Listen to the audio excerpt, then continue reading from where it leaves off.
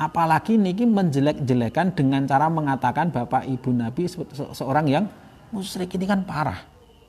Mengatakan bapak ibu Nabi itu adalah ahli neraka, ini kan parah, ini sangat menyakiti. Bismillahirrahmanirrahim. Alhamdulillahirabbil alamin.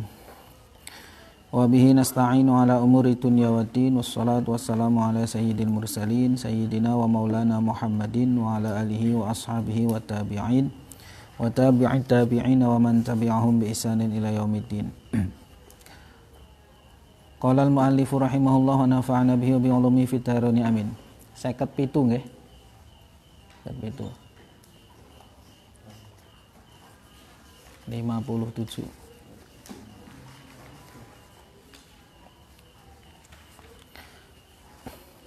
Sampun nggih, 57. Qala al-mu'allifu su'alun. Hunaka man yaqul, ada orang yang berkata begini, di sana ada orang yang berkata, di sono hunaka. Katanya begini, inna abawayin nabiyyi minal musyrikin wa huma finnar. Sesungguhnya bapak ibu Kanjeng Nabi Muhammad sallallahu alaihi wasallam itu termasuk golongan orang-orang musyrik, dan keduanya itu masuk neraka. Ada yang berkata seperti itu. Fahal hadzal kalamu sahih, apakah ucapan ini benar? Ucapan seperti ini benar atau tidak? Ya, mengatakan bapak ibu Nabi sebagai orang musyrik dan masuk neraka ini dibenarkan atau tidak? Ya. Al-jawabu, jawabannya begini. Sabaqa an bayyana, telah kami jelaskan, anna mahabbatan nabiyyi min afdhalil qurbat, bahwasanya mencintai Kanjeng Nabi Muhammad sallallahu alaihi wasallam itu termasuk amal mendekatkan diri kepada Allah yang paling utama.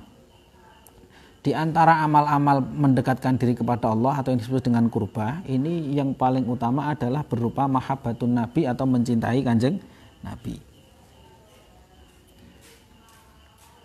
Wa takallamna an hadzal mahabbah, dan saya telah membicarakan, saya ini penulis kitab ini saya telah membicarakan tentang mahabbah ini atau tentang tema mencintai Kanjeng Nabi. Wa yakfina li ma'rifati makanatiha haditsun Nabi sallallahu alaihi wasallam, dan cukup bagi kita semuanya untuk mengetahui pentingnya atau posisi pentingnya mahabbah ini, yakni hadis Nabi Muhammad sallallahu alaihi wasallam alladzi yaqulu fihi, yang mana dalam hadis itu Nabi berkata atau bersabda, walladzi nafsi biyadihi la yu'minu ahadukum hatta akuna ahabba ilaihi, demi zat yang jiwaku berada di tangannya, berada di kekuasaannya, tidaklah beriman seorang dari kalian, maknanya tidak sempurna iman seorang dari kalian, hatta akuna ahabba ilaihi, hingga aku lebih ia cintai, min walidihi, daripada orang tuanya, wa waladihi, dan daripada anaknya, wan nasi ajmain, dan daripada manusia semuanya. Belum sempurna iman seorang dari kalian sebelum aku lebih ia cintai melebihi kecintaannya kepada orang tuanya, kepada anaknya, dan seluruh manusia. Kalau masih mencintai orang lain daripada lebih tinggi kecintaannya daripada mencintai Kanjeng Nabi, maka disebut la yu'minu, belum sempurna keimanannya.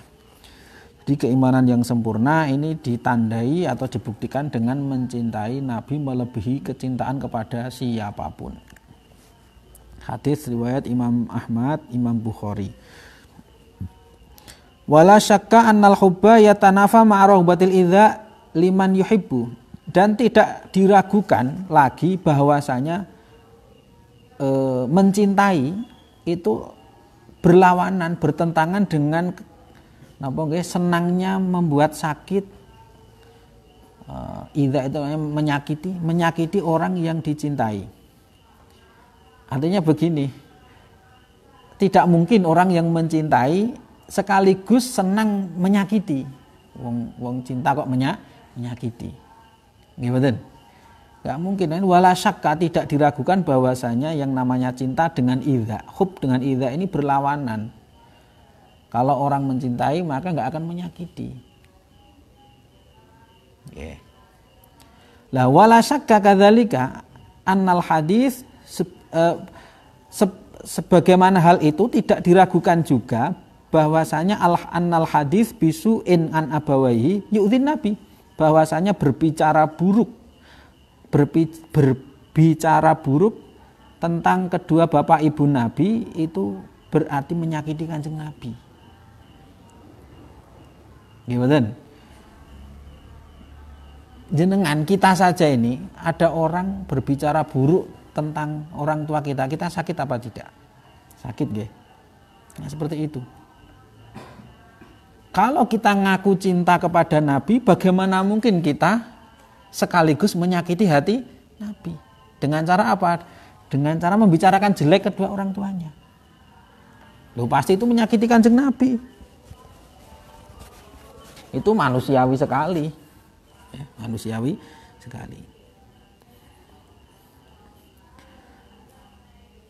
Waqad qala ta'ala, dan Allah sungguh telah berfirman begini, walladzina yu'dzuna rasulallahi lahum adzabun alim. Dan orang-orang atau mereka yang menyakiti Rasulullah, bagi mereka siksaan yang pedih. Surah At-Taubah. Firman-Nya yang lain, innalladzina yu'dzunallaha wa rasulahu la'anahumullahu fid dunya wal akhirah. Sesungguhnya orang-orang yang menyakiti Allah dan Rasulnya itu dilaknat oleh Allah baik di dunia maupun di akhirat. Wa'adda lahum adzabam muhina, dan Allah menyiapkan bagi mereka siksaan yang menghinakan. Surah Al-Ahzab 57. Jadi prinsipnya al-hub dengan al-idza ini ya tanafa. Jadi cinta dengan menyakiti ini bertentangan. Kalau cinta ya jangan menyakiti. Kalau menyakiti berarti tidak cinta. Cinta yang benar pasti tidak menyakiti. Kalau kamu masih menyakiti berarti kamu enggak cinta. Kamu mencintai Kanjeng Nabi harus dibuktikan dengan tidak menyakiti Kanjeng Nabi. Nah, kita membicarakan kejelekan bapak ibu Nabi itu berarti kita menyakiti Kanjeng Nabi. Guru kula nggih Mbah Maimun Zubair niku nggih salah satu fatwanya nggih. Itu untuk jangan sering-sering membaca surat Al-Lahab. Kecuali nek pas kataman mawon.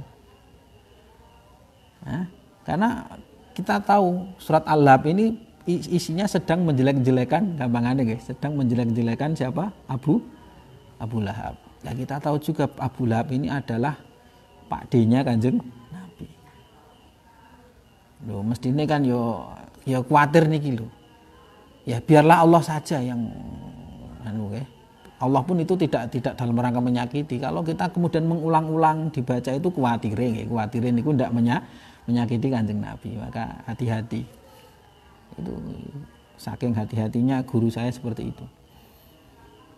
Karena jangan sampai yu'dzuna Rasulullah. Apalagi niki menjelek-jelekan dengan cara mengatakan bapak ibu Nabi seorang yang musyrik, ini kan parah. Mengatakan bapak ibu Nabi itu adalah ahli neraka, ini kan parah, ini sangat menyakiti. Walaqad nahanallahu sarahatan an adziyati Rasulillah wa musyabahatil yahud. Dan sungguh Allah telah melarang kita secara terang, sarahah.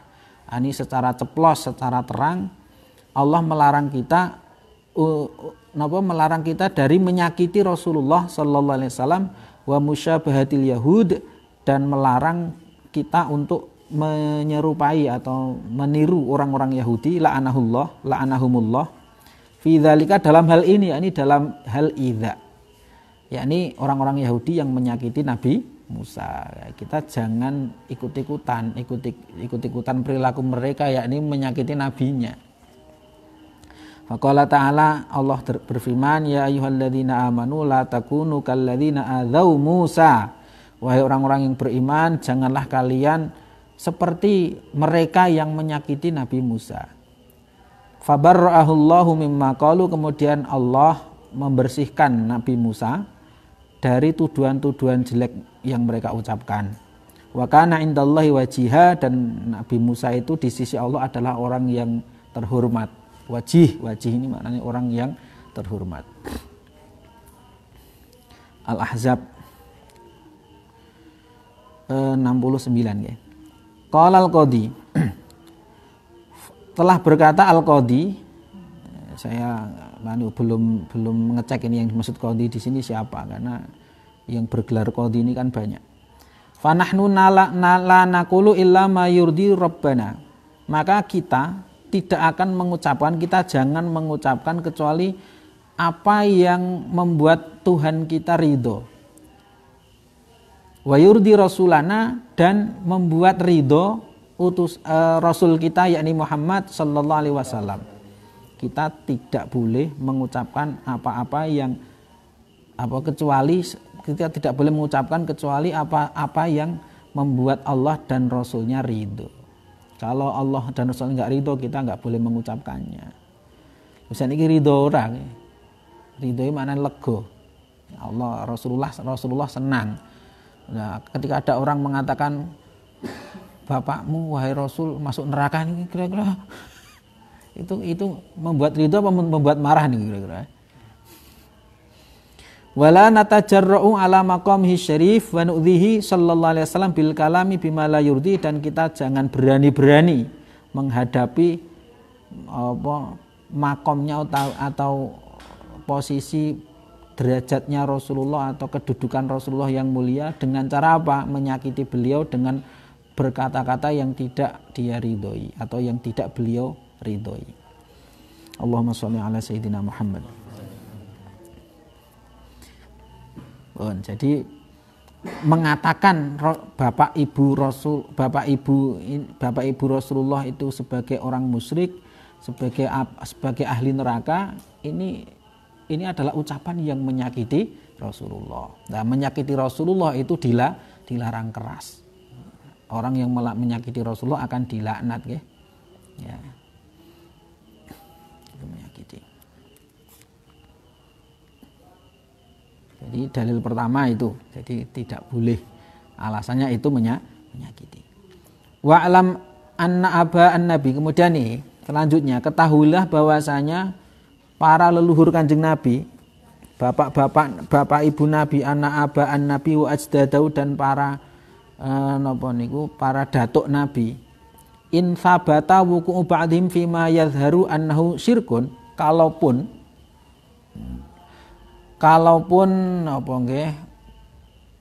dipastikan sebagian mereka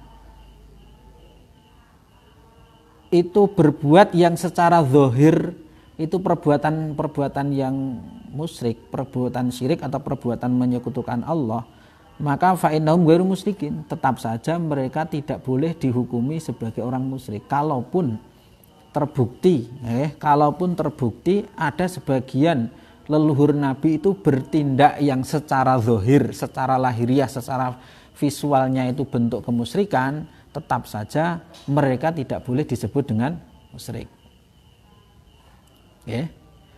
Perilaku kekufuran pun, perilaku kekufuran itu bukan berarti lantas pelakunya pasti dihukumi kafir. Ngoten nggih. Lah saiki misale zahire niku kufur, zahirnya saja lho. Nah, tapi batinnya itu tidak. Misalnya di Quran itu kan dicontohkan niku nggih. Napa nika?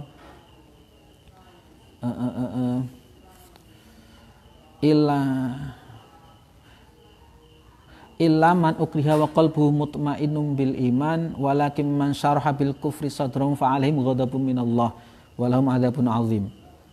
Jadi di sana itu ayat ini membicarakan tentang orang yang dipaksa berbuat kemusyrikan, berbuat kekufuran.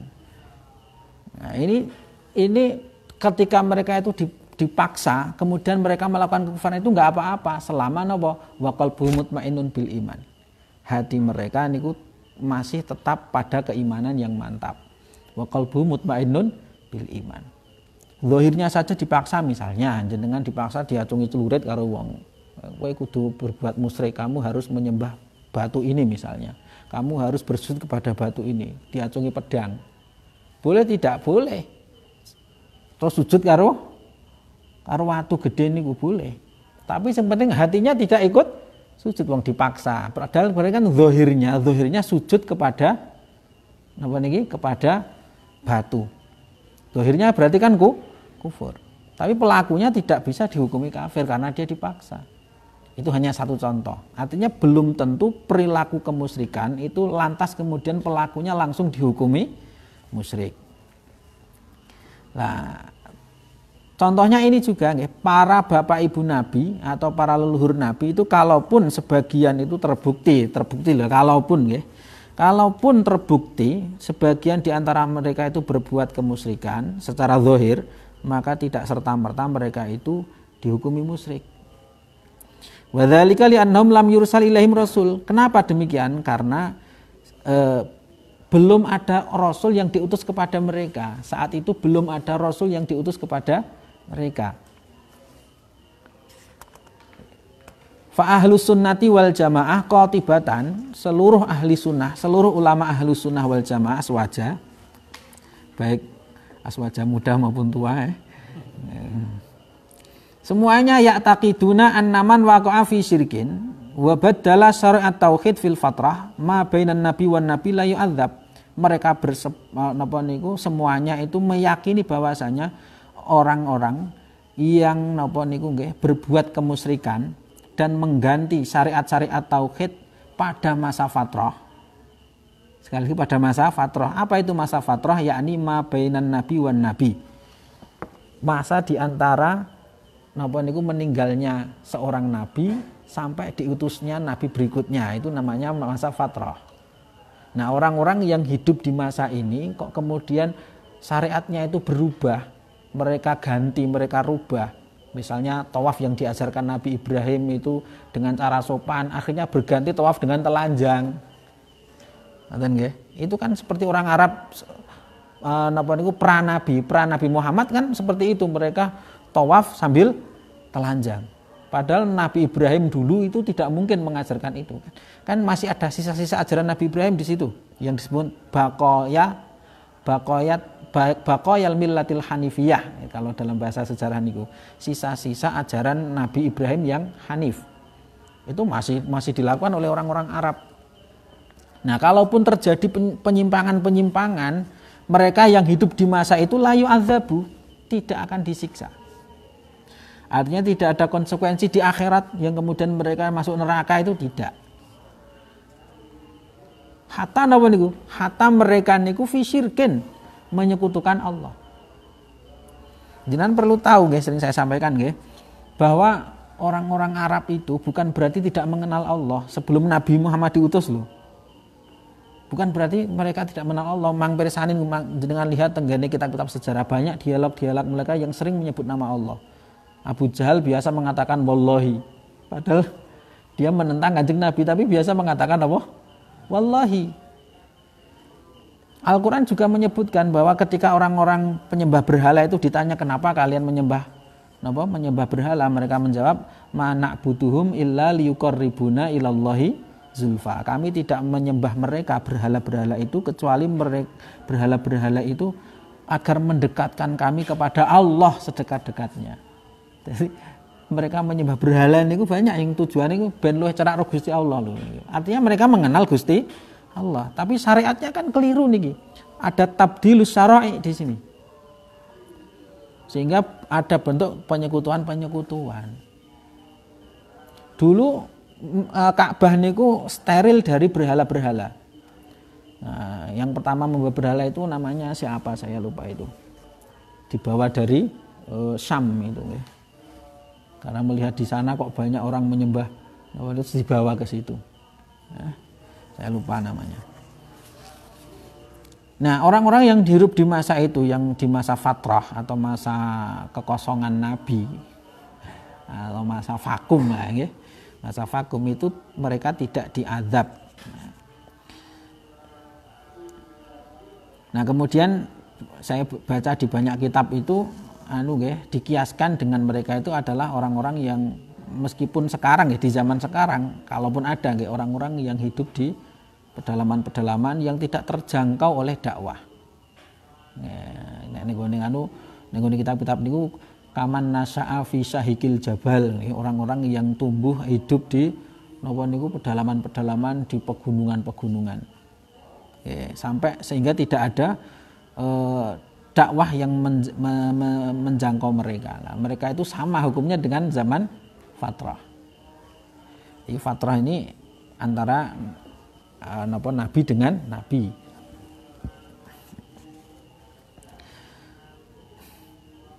Wong zaman Nabi Isa dengan Rasulullah itu kan kisaran sekitar 500 tahunan nggih.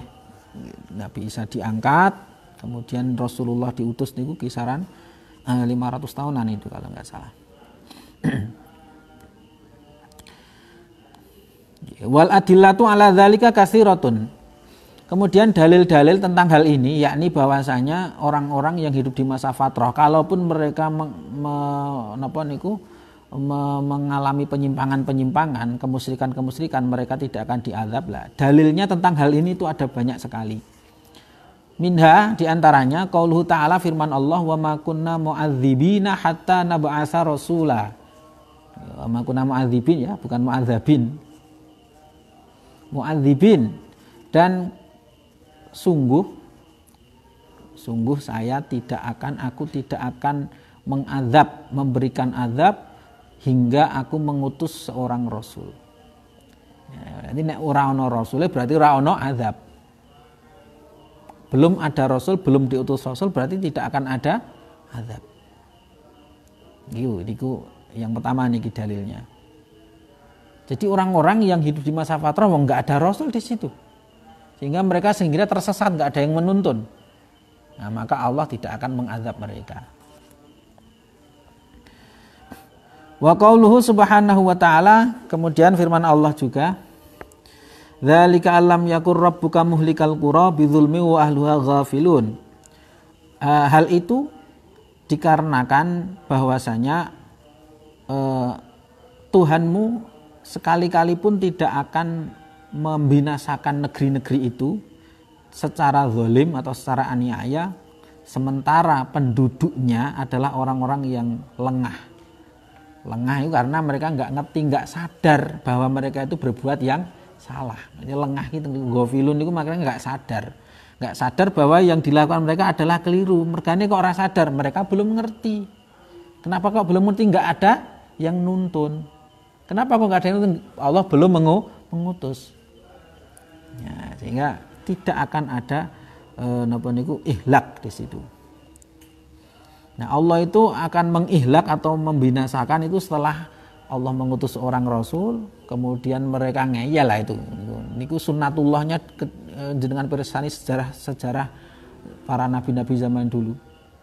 Enggak tiba-tiba Allah kemudian membinasakan satu negeri. Pasti mergo ngeyel sih.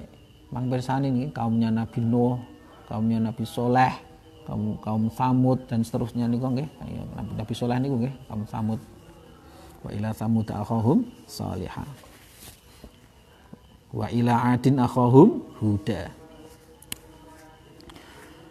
Wa qaulu ta'ala, dan juga firman Allah Ta'ala, wa ma ahlakna min qaryatin illa laha mungdirun, dan aku tidak akan membinasakan satu negeri kecuali di sana atau negeri itu sudah ada orang-orang atau para rasul yang memberi peringatan, mungdirun.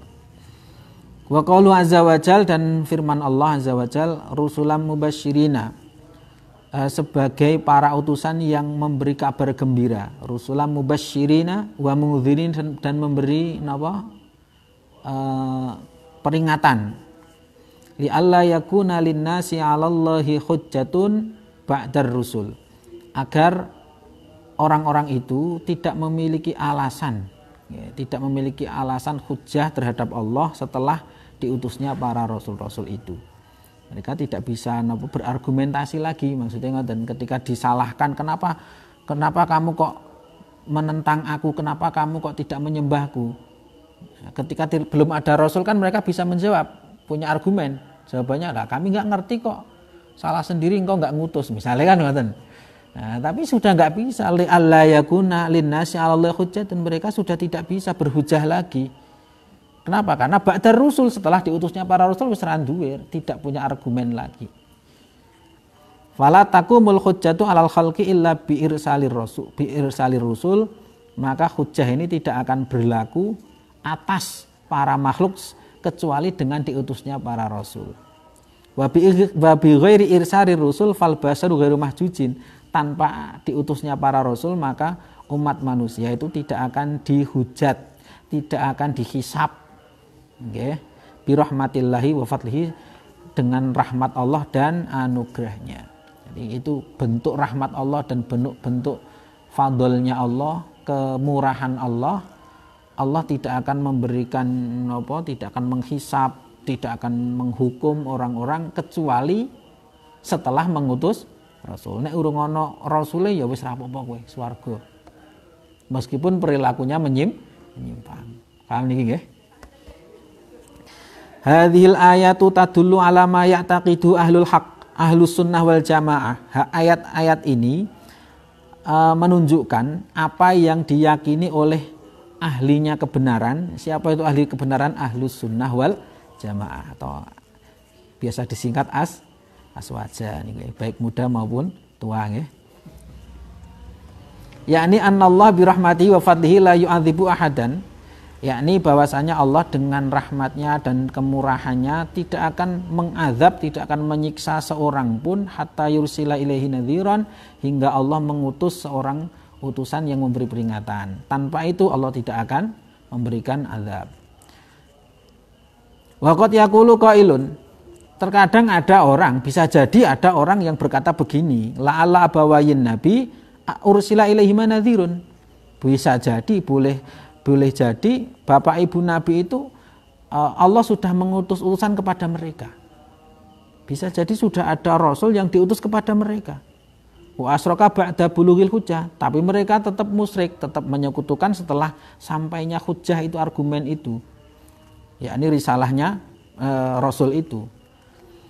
Nah, ucapan ini fahadza la yus'ifuhu naqlun. Nah, ucapan seperti ini tidak didukung oleh dalil nakal. Bal ja'atin nusus tanfihi. Ya, sebaliknya banyak nas-nas justru yang melawannya. Watu akidu aksadzalika, dan mengukuhkan kebalikannya. Artinya banyak nas-nas yang justru menguatkan bahwasanya mereka itu belum ada rasul. Zaman bapak ibu nabi niku belum ada rasul yang diutus ke sana. Contohnya niki qala ta'ala, Allah Ta'ala berfirman, wa ma atainahum min kutubi yadrusunaha wa ma arsalna ilaihim qablaka min nadhir. Dan aku tidak memberikan kepada mereka kitab-kitab yang mereka pelajari, wa ma arsalna ilaihim qablaka min nadhir, dan aku belum mengutus kepada mereka sebelum kamu satu utusan pun. Satu utusan pun belum pernah aku utus menuju mereka sebelum kamu. Kamu siapa? Kanjeng Nabi Muhammad sallallahu alaihi wasallam. Wa qala subhanahu wa ta'ala, dan Allah berfirman, litungdzira qauman ma atahum min nadhir, agar engkau memberikan peringatan kepada satu kaum yang belum mendatangi, belum pernah ada seorang utusan yang memberi peringatan yang mendatangi mereka. Ma atahum min nadhir, min qablika, dari sebelum kamu, la'allahum yatadzakkarun, agar mereka mengambil peringatan. Wa qala azza wa jal, ini kan ayat ini kan jelas terang sekali bahwasanya Nabi itu kan disuruh untuk indar, memberi peringatan kepada satu kaum yang belum pernah atau yang belum diutus kepada mereka seorang pemberi peringatan. Wa qala azza wa jal, dan Allah berfirman, wa ma kana rabbuka mulikal qura hatta yab'atsa fi ummiha rasulan yatlu 'alaihim ayatina wa ma kunna muhlikil qura inna wa ahluha zalimun. Wa ma kana rabbuka muhlikal qura, dan tidaklah Tuhanmu membinasakan negeri-negeri, hatta yab'atsa fi ummiha rasulan, hingga Allah atau hingga ia mengutus di ibunya negeri-negeri itu rasulan, seorang utusan, yatlu alaihim ayatina, yang rasul tadi membacakan kepada mereka ayat-ayatku, wa ma kunna muhlikil qura illa wa ahluha zalimun, dan sekalipun aku tidak akan atau tidaklah sekali-kali aku membinasakan negeri-negeri itu kecuali ahluha zalimun, kecuali ahli mereka penduduknya adalah orang-orang yang zalim. Fadallatin nususus sabiqatu ala an abawayin nabi ghairu mu'adzabain. Nas-nas yang tadi ini menjelaskan bahwasanya bapak ibu nabi itu tidaklah disiksa. Nah, mereka tidak disiksa itu lali annahuma abawahu, bukan karena mereka itu bapak ibu nabi. Ila Allah shawab abawahu nggih, mboten abawaihi. Ini khobare anna niku kan mestine dibaca napa niku rafa. Lali annahuma abawahu, la Allah shawab nggih. Ini abawaihi. Jadi mereka tidak disiksa itu bukan karena mereka bapak ibu nabi, ora dumeh bapak ibune nabi ngoten lho. Bal li annahuma min jumlati ahlil fatrah allati alimna manhum, melainkan karena mereka adalah termasuk golongan ahlul fatrah. Mereka orang-orang yang hidup di masa kosong kenabian ngoten lho. Jadi bukan hanya bapak ibu nabi, siapapun orangnya yang hidup di masa itu perilakunya seperti napa sampai kemudian mereka itu menyekutukan Allah pun mereka tidak akan disiksa karena tidak ada yang menuntun. Jadi siapapun, bukan hanya bapak ibu nabi, siapapun. Oke, jadi mereka bapak ibu nabi itu bukan orang-orang yang disiksa di neraka, bukan karena mereka adalah bapak ibu nabi, melainkan mereka itu termasuk ahlul fatrah. Yang mana allati alimna manhum, yang sudah kita ketahui siapa mereka ahlul fatrah itu, wa hukmahum bimastaqarra indal muslimin, dan kita sudah mengetahui hukum mereka. Qala Syatibi jarat sunnatuhu subhanahu wa ta'ala fi khalqihi. Imam Asy-Syatibi beliau mengatakan begini, jarat sunnatu, telah berlaku sunnah Allah atau kebiasaan Allah. Sunnah Allah itu adatuhu atau kebiasaan Allah subhanahu wa ta'ala fi khalqihi, terhadap makhluknya, yakni apa jarat sunnatun ini annahu la ya'khidhu bil mukhalafati illa ba'da irsalir rusul, bahwasanya Allah tidak akan memberikan siksaan atau memberikan hukuman sebab perilaku penyimpangan, mukhalafah, penyimpangan atau perilaku menentang, kecuali setelah Allah mengutus utusan. Tanpa mengutus utusan, penyimpangan itu tidak akan dihukum oleh Allah. Fa idza qamatil hujjatu alaihim, ketika sudah berlaku hujjah di atas mereka, yakni hujjahnya berupa apa? Mereka sudah diutus, sudah diberi petunjuk. Nah, berarti sudah berlaku hujjah kepada mereka. Maka faman syaa falyu'min, barang siapa mau maka berimanlah. Wa man syaa falyakfur, barang siapa mau maka kafirlah. Tidak dipaksa oleh Islam.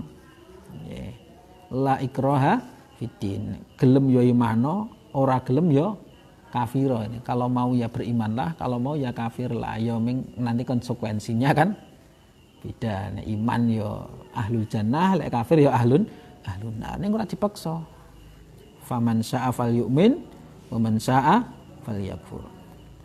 Wa qulil haqqu mir rabbikum faman syaa'a falyu'min wa man syaa'a falyakfur inna a'tadna lidh-dhalimina naran ahata bihim suratikuha wa ay yastaghithu yughathu bima'in kalmuhli yashwil wujuh bi'sasy syarabu wa sa'at murtafaqa. Jadi faman syaa'a falyu'min wa man syaa'a falyakfur. Yang mau berimanlah dan yang mau kafirlah. Hanya saja walikullin jazaa'u mithlin, masing-masing akan mendapatkan balasan yang sepantasnya, sepadan dengan keimanannya atau sepadan dengan kekafirannya.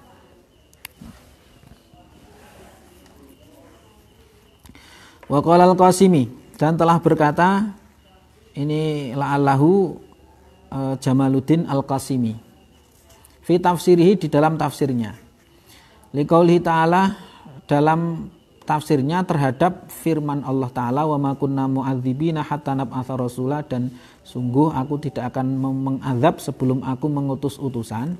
Manasuhu, kata beliau begini, wa ma sahha wa mastaqama minna, tafsirannya seperti ini loh, wa ma sahha, dan tidaklah benar, tidaklah sahih, wa mastaqama minna, dan tidaklah lurus dariku, balistahala fi sunnatina, bahkan mustahil dalam sunnahku atau dalam kebiasaanku. Aku ini maksudnya Allah, al mabniyati alal hikamil balighah, yang mana sunnahku atau kebiasaan itu didasarkan pada hikmah-hikmah yang mengena atau hikmah-hikmah yang tepat. Balighah.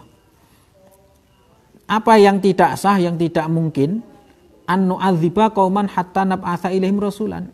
Tidak mungkin aku mengazab satu kaum sebelum aku mengutus kepada mereka seorang rasul, yahdi milal haq, yang tugasnya atau rasul tadi yang menunjukkan mereka kepada jalan yang benar. Wa yarda'uhum anid dhalal, dan mencegah atau menghalangi mereka, menghentikan mereka dari kesesatan. Liiqamatil hujjati, untuk mendirikan atau menegakkan hujjah. Waqat anil udhri, dan untuk memutus atau menolak atau memotong alasan-alasan untuk tidak beriman. Sudah nggak bisa beralasan lagi, maksudnya dengan adanya Rasul sudah nggak ada alasan lagi untuk tidak beriman. Qala Ibnu Taimiyah, innal kitab wa sunnah qaddalla, ini gila Allah ya. Sesungguhnya Alkitab, si Al-Quran dan Sunnah itu keduanya sungguh-sungguh telah menjelaskan ngala annallaha la yu'adzibu ahadan illa ba'da iblaghi risalati, bahwasanya Allah tidak akan menyiksa seorang pun kecuali setelah menyampaikan risalah. Faman lam tablughu jumlah, barang siapa yang belum belum sampai padanya risalah itu secara jumlah atau secara global, secara total, lam yu'adzibu ra'san, maka Allah tidak akan mengadabnya. Ra'san itu babar belas. Babar belas itu babar pisan iki. Nggih. Babar pisan iki bahasa Indonesia apa babar pisan iki? Allah tidak akan menyiksanya secara total, ngoten lho. Sama sekali tidak akan disiksa. Wong belum ada risalah kok. Waman balaghathu jumlatan duna ba'di tafsil, dan barang siapa sudah mendapatkan risalah tapi duna ba'di tafsil, belum secara terperinci atau baru mendapatkan sebagiannya belum, nggih, duna ba'di tafsil, ngoten iki maksudnya nggih. Maka lam yu'adzibu illa ala inkari ma qamat alil hujjatur risaliyah, maka Allah tidak akan menyiksanya atau memberikan azab kecuali atas perilaku mengingkari apa yang sudah ada hujjahnya atau apa yang sudah sampai kepadanya. Misalnya begini, aturan Rasul ini yang dia ketahui itu baru sebagian. Nah, yang sebagian ini ia langgar lah, inilah yang akan ada konsekuensi hukumnya. Yang lain yang belum tahu nggak apa-apa. Apalagi di zaman Nabi saja niku, Nabi niku misalnya tentang salah satu contoh niku nikah mut'ah misalnya. Nikah mut'ah atau nikah yang dibatasi waktu, nikah al-mu'aqqad. Ini kan sempat hukumnya berubah-berubah ini. Sempat diizinkan, dilarang, diizinkan lagi, dilarang lagi, sampai kemudian dilarang selamanya. Ini ada sebagian ulama yang menjelaskan bahwa kalau nggak salah ini di kitab Fiqhus Sunnah ini, itu Ibnu Abbas itu pendapatnya sampai akhir hayatnya itu beliau masih berpendapat nikah mut'ah ini diperbolehkan. Kenapa demikian? Rupa-rupanya kabar tentang pelarangan yang sifatnya kekal, artinya dilarang selamanya ini belum sampai pada diri beliau. Jadi pada masa Nabi, pada masa sahabat saja niku ngoten niku, maksudnya ada sebagian niku aturan itu sudah sampai kepada sahabat, sebagian belum. Nah, ngoten niki. Nanti yang hukumnya itu adalah mengingkari sesuatu yang sudah sampai. Kalau belum sampai nggak apa-apa, wong belum sampai. Paham niki nggih? Iki maksudnya ngeten niki. Yang dimaksud Ibnu Taimiyah dalam hal ini ngoten niku. Amma ma yadullu ala najati abawaihi,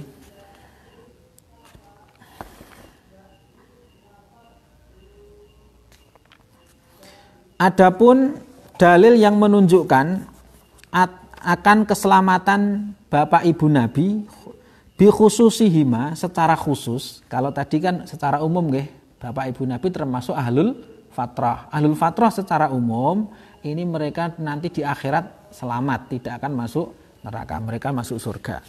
Paham nih nggih? Nah, ada juga dalil yang khusus membicarakan tentang bapak ibu Nabi. Adapun dalil yang menunjukkan keselamatan bapak ibu Nabi secara khusus, bukan sebagai ahlul fatrah, maksudnya secara khusus ngoten nggih. Dunat dalilil am al khas bi ahlil fatrah, bukan napa niku dalil umum yang hanya diberlakukan kepada ahlil fatrah. Fahuwa qaulu ta'ala, yaitu firman Allah Ta'ala, wa taqallubaka fis sajidin, dan perpindahan-perpindahanmu di tengah-tengah atau di antara orang-orang yang ahli bersujud. Ini jadi ono ayat ngene wa taqallubaka fis sajidin, dan perpindahanmu Muhammad di antara orang-orang yang ahli bersujud. Apa tafsiran ayat ini? Fa'an ibni Abbasin, diriwayatkan dari Abdullah bin Abbas radhiyallahu anhu. Fi qaulihi ta'ala wa taqallubaka fis sajidin. Qala, kata beliau begini, ai fi aslabil aba. Artinya Rasulullah berpindah-pindah di dalam tulang iganya para leluhur, bapak-bapak Adam, mulai dari Adam, wa Nuh dan Nabi Nuh, wa Ibrahim dan Nabi Nuh, dan Nabi Ibrahim, hatta akhrajahu nabiyan, sampai Allah melahirkannya sebagai seorang nabi. Nah, yang dilewati oleh Nabi Muhammad niki adalah orang-orang yang ahli sujud kabeh. Paham niki nggih? Jadi ruh Nabi Muhammad atau biasa disebut dengan Nur Muhammad ini kan berpindah niku nggih. Berpindah dari Nabi Adam, kemudian berpindah melalui perkawinan nggih, pindah ke Ibu Hawa, terus turun ning gone keturunane nggih, entah itu siapa nggih, sampai kepada Nabi Ibrahim, Nabi Nuh, Nabi Ibrahim, terus sampai lahir Kanjeng Nabi Muhammad sallallahu alaihi wasallam. Yang dilewati ini adalah orang-orang yang ahli sujud kabeh. Wa taqallubaka fis sajidin, maksudnya ngoten. Jadi tidak ada yang dilewati itu adalah napa niku gento ta mboten nonton. Nggih. Jadi semuanya nasabnya suci ngoten nggih. Nasabnya adalah sajidin. Wong sing ahli sujud. Wa an Wasilah bin al-Asqa, dan diriwayatkan dari Wasilah bin Asqa yang anna nabiyya, bahwasanya Kanjeng Nabi Muhammad sallallahu alaihi wasallam beliau bersabda, innallaha astafa min waladi Ibrahim Ismail, sesungguhnya Allah memilih dari anak turun Nabi Ibrahim itu memilih Ismail, karena anak turun Nabi Ibrahim yang terkenal ono Nabi Ibrahim, Nabi Ismail, ono Nabi Ishak, yang dipilih adalah Nabi Ismail. Bukan berarti Nabi Ishak bukan yang baik, tapi lebih baik atau lebih utama Nabi Ismail. Wastofa min waladi Ismail Bani Kinanah, dari anak turun Nabi Ismail dipilihlah Bani Kinanah, keturunan Kinanah. Wastofa min Bani Kinanah ta Quraisyan, dan dari napa niku keturunan Kinanah ini dipilihlah oleh Allah napa niku Bani Quraisy. Wastofa min Quraisyin Bani Hashim, dan dari Quraisy ini dipilihlah Bani Hashim. Lah wastofani min Bani Hashim, dan Allah memilihku di antara napa Bani Hashim itu. Bani Hashim itu wis pilihan. Lah di antara pilihan itu akulah yang dipilih. Jadi Rasulullah itu wis pilihan dari pilihan, best of the best. Wan amhi al-Abbas radhiyallahu anhu anna nabiyya qal, dan diriwayatkan dari pamannya Nabi ini al-Abbas radhiyallahu anhu anna nabiyya, bahwasanya Kanjeng Nabi Muhammad sallallahu alaihi wasallam qal bersabda, innallaha khalaqal khalqa faja'alani min khairihim, sesungguhnya Allah menciptakan makhluk dan lalu menjadikanku dari yang terbaik, yakni min khairi qarnihim, dari yang generasi yang terbaik. Tsumma takhayyarul qabaila, kemudian Allah memilih kabilah-kabilah atau suku-suku, faja'alani min khairi qabilatin, dan Allah menjadikanku di tengah atau di antara yang qabilah yang terbaik. Tsumma takhayyarul buyut faja'al min khairi buyutihim, kemudian Allah memilih rumah-rumah, itu rumah keluarga. Kemudian Allah menjadikanku di antara atau di tengah-tengah sebagian dari rumah-rumah yang terbaik. Fa ana khairuhum nafsan wa khairum baitan. Maka aku adalah orang yang paling baik jiwanya, dirinya, dan paling baik rumahnya. Itu rumah keluarga maksudnya. Fa wasafa Rasul hadis riwayat Imam Ahmad, Imam At-Tirmidzi. Fa wasafa Rasulullah usulahu bit thahirah wat thayyibah. Rasulullah mensifati leluhurnya dengan sifat yang suci, thahirah wat thayyibah, dan yang baik. Nggih. Nah sing masyhur niku nggon napa?